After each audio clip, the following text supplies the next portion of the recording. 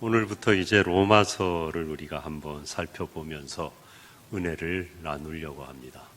로마서의 주제는 복음이죠. 그 복음을 사도 바울이 논리정연하게 이렇게 구약의 성경도 인용하면서 자기가 만난 그 인격적인 주님에 대한 신앙을 토대로 이렇게 풀어내려가고 있습니다. 로마서는 고린도에서 기록했습니다. 그리고 로마에 있는 교회와 성도들에게 편지한 겁니다. 주후 50년대, 보통 50년대 중반으로 보는데 정확한 건 알 수 없습니다. 하여튼 주후 50년대, 그러니까 예수님 십자가 사건 이후에 약 20년 좀 더 지난 이후에 기록된 것으로 봅니다. 이 주후 50년대 1세기 중엽에 로마에 거주하는 디아스포라 유대인이 약 4만에서 5만 명으로 추정하고, 그 가운데 노예도 있었고 로마 시민권을 가진 자유민도 있었습니다. 그리고 또 그 가운데 상당수가 유대 그리스도인들, 그래서 또 물론 이방 헬라파 그리스도인들도 있었겠죠. 그렇게 해서 많은 그리스도인들이 그 가운데 있은 것으로 우리가 알 수 있습니다. 그들에게 지금 편지를 하는데, 사도 바울의 서신서, 모든 서신서의 구조는 똑같죠. 편지 쓸 때 처음에 인사하잖아요. 그간 안녕하셨어요. 그리고 인사합니다. 그래서 오늘 말씀 살펴보는 말씀이 바로 인사예요. 근데 그 인사 안에 또 복음에 대한 기초적인 내용이 들어있어서 우리가 살펴보려고 합니다.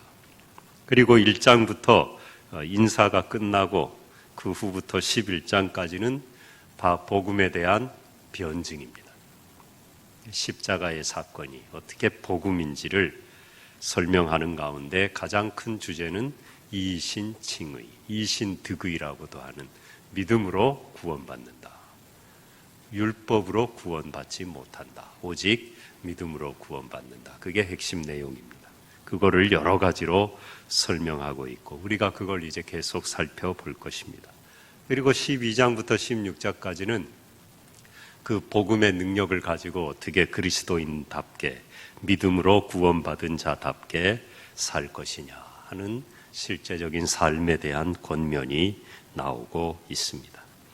복음을 11장까지 설명하고 있는데 크게 대지는 네 가지입니다. 첫 번째, 하나님의 의. 죄인된 우리를 구원하시려면 우리를 의롭다 하셔야 되는데 그 의는 바로 누구시냐? 예수 그리스도라는 것. 그분을 믿음으로 우리가 구원받는다는 것. 그러니까 하나님의 의는 그리스도 십자가라는 것. 그 다음에 두 번째는 우리는 죄에 빠졌기 때문에 죄 때문에 이 하나님의 의가 필요하다는 것. 구원의 필요성이죠.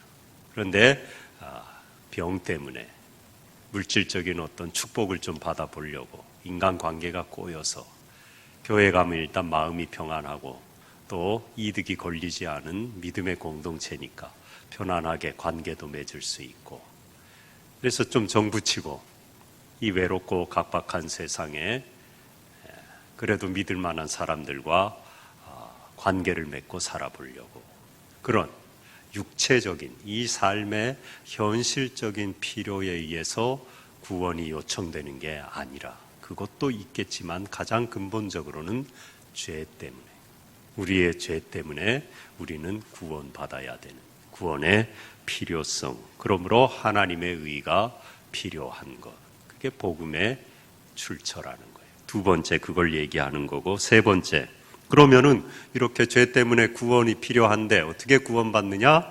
말씀드린 것처럼 믿음으로 의롭다 하고 구원을 받는다.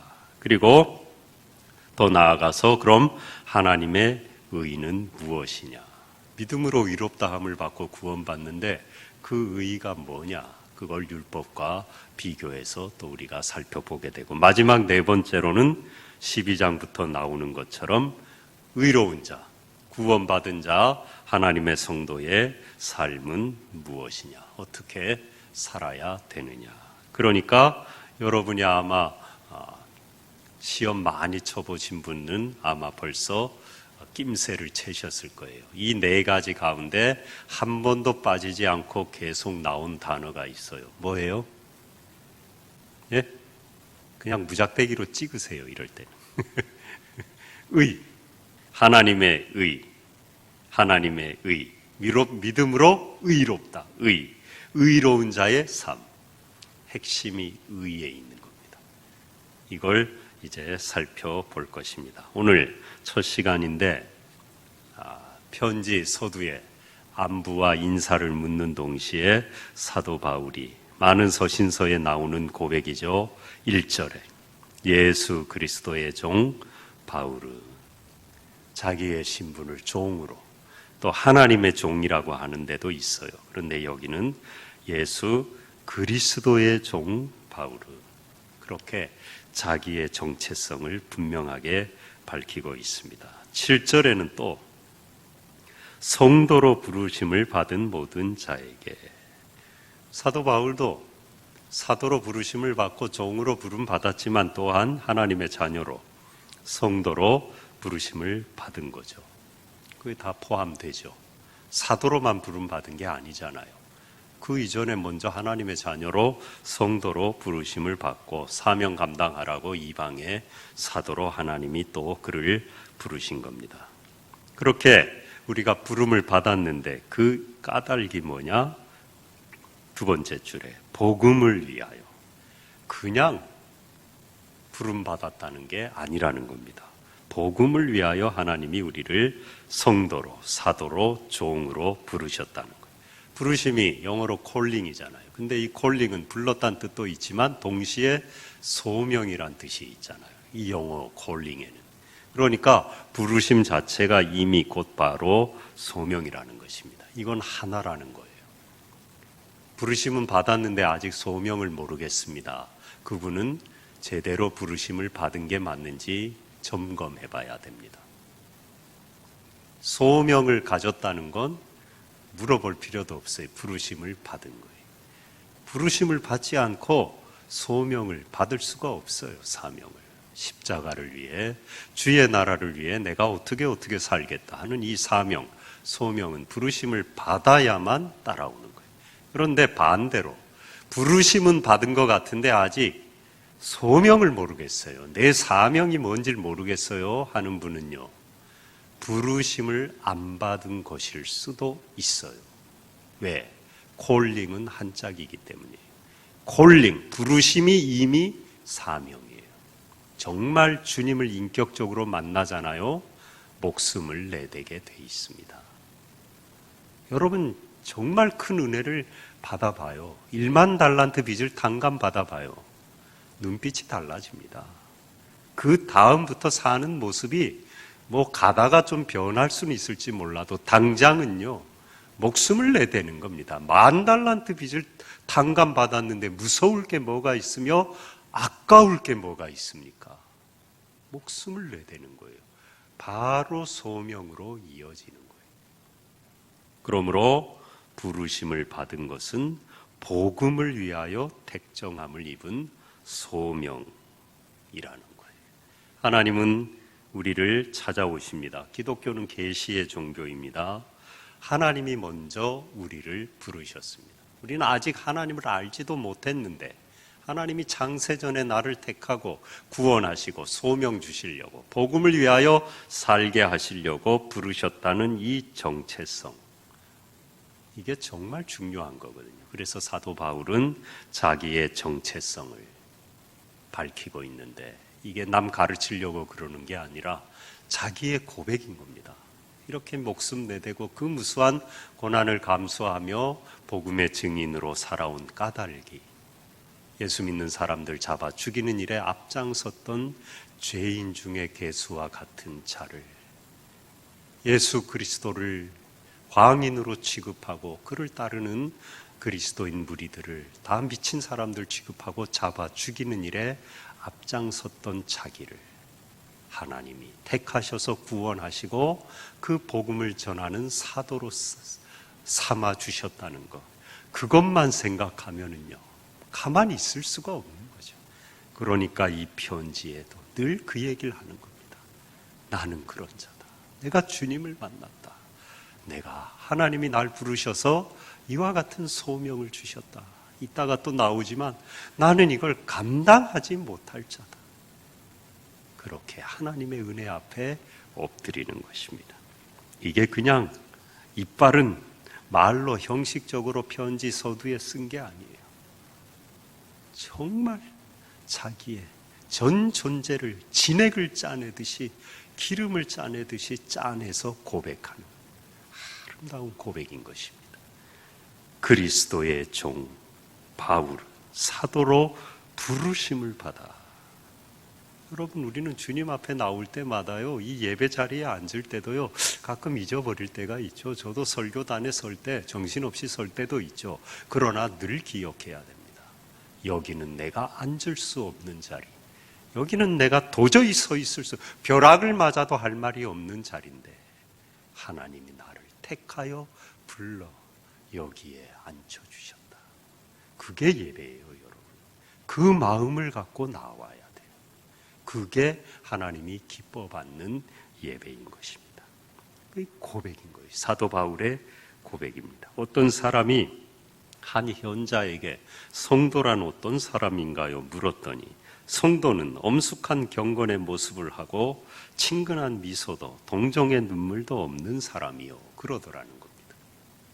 반은 맞는데 반은 안 맞죠. 친근한 미소와 동정 섞인 눈물도 같이 있는 삶이죠. 한 부모를 잃은 소녀에게 물었습니다. 성도가 뭐냐? 그랬더니 우리 엄마가 성도셨어요, 그러더라는 거예요.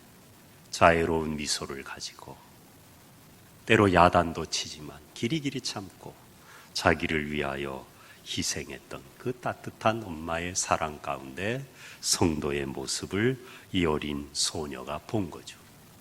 성도의 삶이죠. 그러나 이런 삶 가운데 먼저 이 성도다운 삶의 모습을 가능케 한 게 뭐냐? 사도 바울의 고백이에요.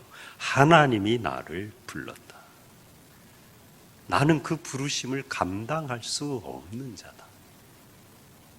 그 자기 존재에 대한 인식, 그게 철저할 때 그리스도인, 성도다운 삶이 가능해지는 것입니다.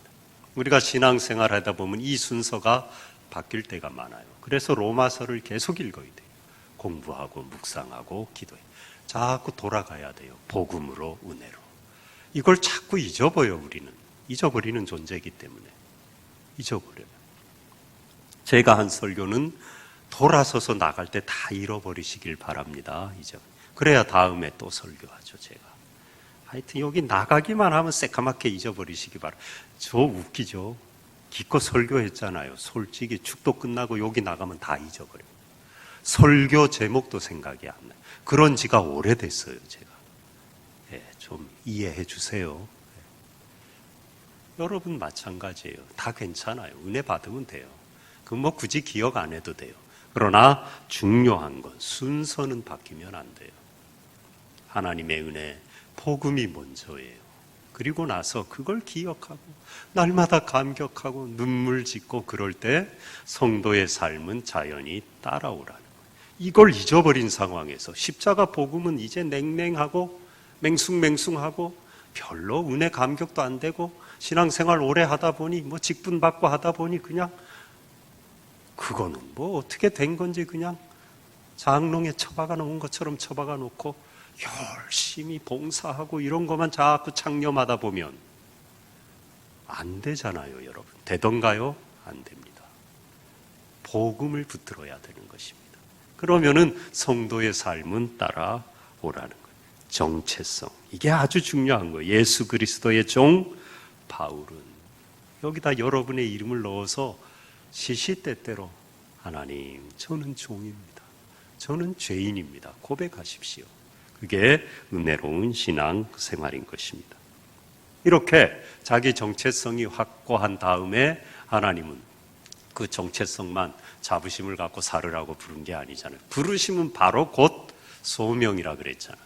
그게 바로 뭐냐? 복음을 위하여. 복음을 전하는 복음의 증인으로 살아가게 하심이라는 거죠. 복음은 말 그대로 좋은 소식, 굿 뉴스잖아요. 유앙겔리온. 이게 굿뉴스란 뜻이에요. 복된 소식, 좋은 소식, 기쁜 소식이라는 겁니다. 한마디로 복음은 뭐냐? 4절에 나옵니다. 곧 우리 주 예수 그리스도시니라. 예수와 그리스도 사이에 는자를 넣으면 돼요. 예수는 그리스도시니라. 가짜를 넣어도 되긴 되죠. 예수가 그리스도시니라. 그러나 가보다는 는이 맞죠. 닫힌 주격 종결 어미 는이 여기에는 더 많아요. 소설가 김훈 씨가 이걸 아주 주어 뒤에 붙는 주격 조사 우리말에 은는 이가 은하고 는은 닫힌 거예요. 이하고 가는 열린 느낌이에요. 이 차이를 짤막한 글에 표현해 놨는데 제가 잊어버렸는데 다시 한번 들어가 보려고 그래요. 얼마나 의미가 깊은지 몰라요. 우리 한국말이요, 야 정말 놀랍습니다. 그 주격 조사 하나도 아다르고 어다르 은는과 이가가 큰 의미의 차이를 담고 있어요. 여러분 인터넷에 한번 쳐서 김훈 씨가 한 주격조사 은는 이가에 대한 그분의 설명을 한번 이렇게 아마 어디 나올 것 같아요. 제가 오래전에 읽었는데 내용은 다 잊어버렸는데 아주 의미가 깊습니다. 여기는 는이 맞죠. 예수는 그리스도다. 그게 복음이에요. 나사렛 목수의 아들 예수, 인간이 그리스도, 메시아, 하나님의 아들, 우리의 구원자, 만왕의 왕이다. 인간인 동시에 하나님이다. 호모 베레 호모 데우스. 참 인간인 동시에 참 하나님이다. 신성과 인성을 한 인격 안에 고스란히 담으신 분이다. 그래서 십자가에 참 사람으로 죽으셨고 참 하나님으로 부활하셔서 하나님 보좌 우편에 성자 하나님으로 만물을 다스리고 계신다. 그게 복음이라는 거예요. 인간의 몸을 입고 이 땅에 오신 연약한 나사렛 목수의 아들 청년 예수가 하나님이라는 거예요. 우리의 구원자라는 것. 그게 복음인데 그 복음이 첫째 성경에 기록되었다는 것. 2절 하반절에 성경에 미리 약속하신 것이라. 많은데 그중에 이사야 11장 10절에 그날에 이새의 뿌리에서 한 싹이 나서 만민의 기치로 설 것이요 열방이 그에게로 돌아오리니 그가 거한 곳이 영화로우리라. 이새의 뿌리. 이새가 다윗의 아버지잖아요. 다윗의 혈통. 3절 하반절에 육신으로는 다윗의 혈통에서 나셨고 성경에 기록됐는데 두 번째 그게 바로 다윗의 혈통으로 육신을 입고 나신다는 거예요. 좀 전에 말씀드린 이사야 11장이 분명히 그 외 많은 곳에서 구약에서 말씀하고 있죠. 그리고 세 번째 그분은 부활하셨다는 거예요. 4절에 성결의 영으로는 죽은 자들 가운데서 부활하사 능력으로 하나님의 아들로 선포되셨는데 이분이 바로 복음의 실체인데 누구냐? 나사렛 예수 그리스도 굿뉴스라는 것. 그리고 뉴스라는 뜻에 또 주안점이 있어요. 전해져야 된다는 거예요. 뉴스는 가만히 있으면 뉴스가 아니잖아요. 예? 임금님기는 강나귀 입이 근질근질해갖고 밤에 대나무 숲에 가서라도 소리를 질러야 지나가던 쥐새끼라도 들을 거 아니에요. 그게 뉴스죠. 전해져야죠. 전해지지 않고 자기만 갖고 있는 건 뉴스가 아닌 겁니다. 복음, 굿뉴스라는 뜻에는 전해져야 된다는 이 의미가 이미 내포되어 있는 거예요. 전해지지 않는 건 복음이 아닌 겁니다. 사장된 거죠.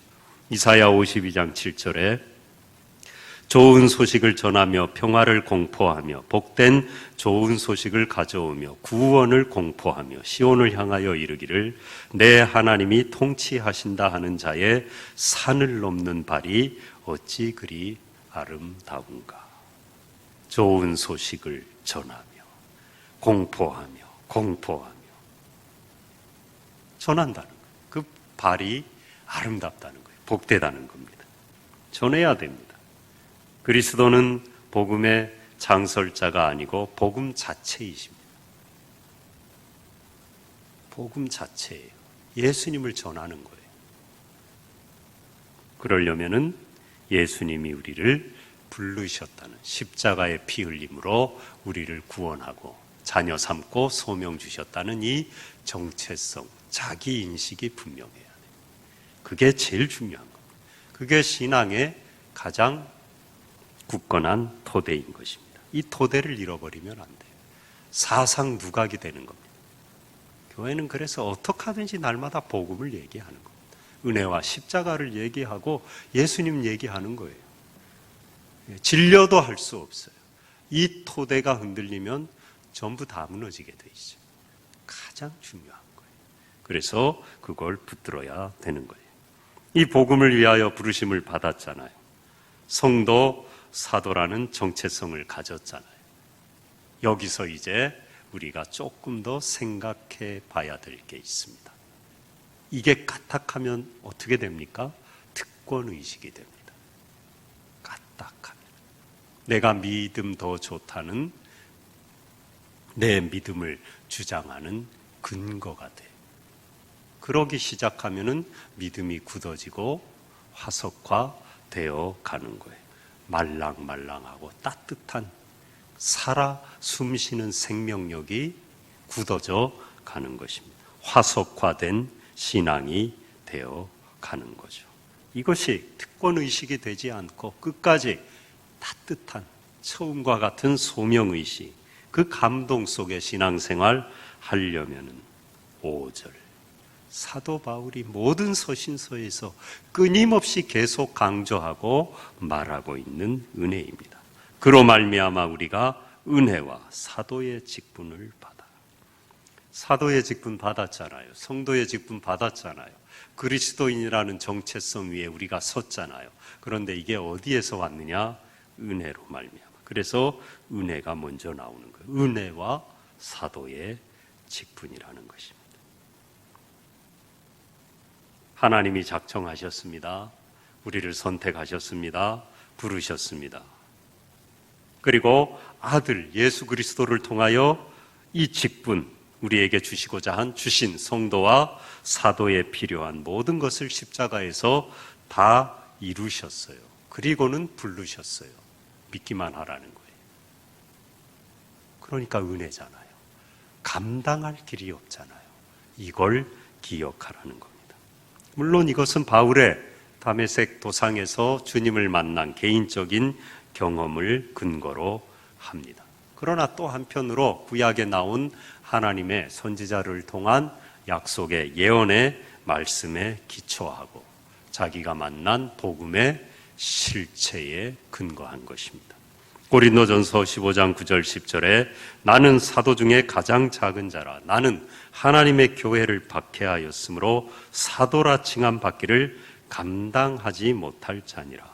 그러나 내가 나 된 것은 하나님의 은혜로 된 것이니 내게 주신 그의 은혜가 헛되지 아니하여 내가 모든 사도보다 더 많이 수고하였으나 내가 한 것이 아니요 오직 나와 함께 하신 하나님의 은혜로라. 감당할 수 없는 자인데 하나님이 불러서 종으로 사도로 성도로 복음을 위하여 세우셨다. 이 모든 게 감당할 수 없는 하나님의 은혜다. 사도 바울의 고백이죠. 여러분의 고백이 우리 모두의 고백이 되시기를 바랍니다.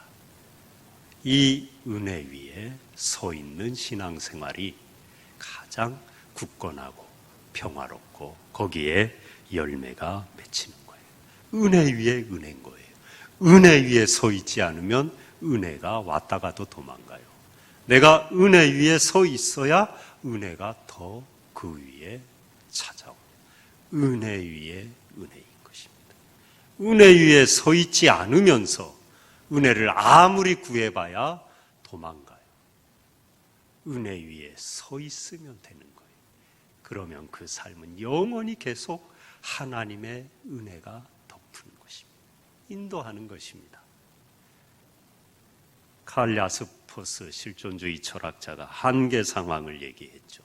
죽음, 고통, 죄, 절망 이런 것들 인간의 힘으로 해결할 수 없는, 내가 변화시킬 수도 없고 피할 수도 없고 아무것도 할 수 없는 상황, 그런 영역, 그걸 한계 상황이라 그랬어요. 그게 우리의 실존이다.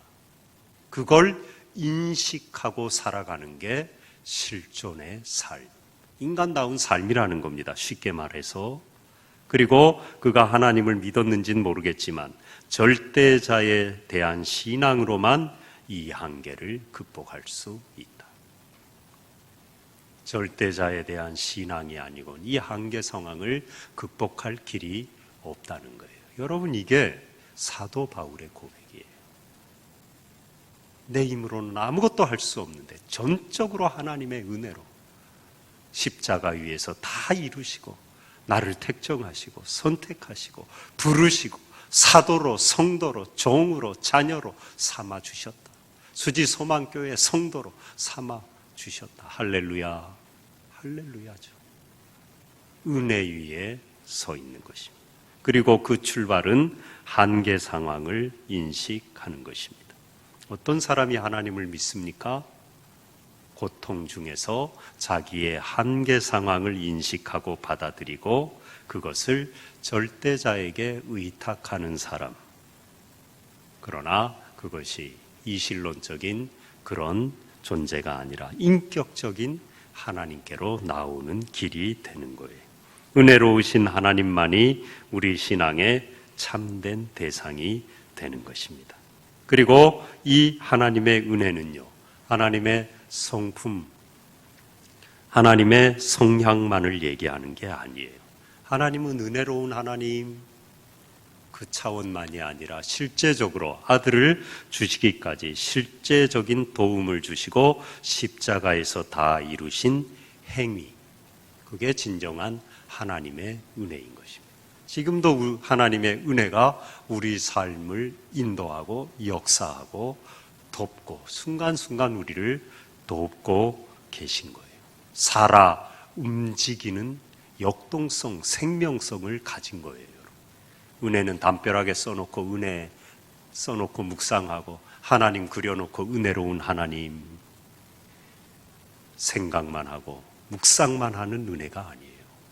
활자가 살아 뛰쳐나와서 이 세상에 말이 달리듯이 달리며 오늘도 화가 변하여 복이 되게 하고 모든 불신앙이 변하여 신앙이 되게 하고 은혜가 아닌 것들이 변하여 은혜가 되게 하시는 십자가 내 구원의 역사를 이루는 것입니다.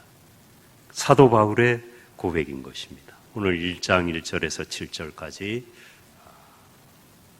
서신, 편지, 서두에 인사를 하고 이제 은혜와 평강이 있기를 원하노라 하고 이제 8절부터 복음에 대한 내용을 그가 변증하고 설명하고 있는데, 그러나 오늘 우리가 은혜 위에 서 있는 자기인식, 이 정체성이 분명할 때 사명도 감당하는 은혜의 신앙생활이 된다는 걸 결론을 사실 다 말하고 있는 겁니다. 근데 이제 이걸 또 우리가 더 자세히 공부하고 설명하면 더 은혜가 되고 또 내게 되고 기억이 되니까 기대하시라.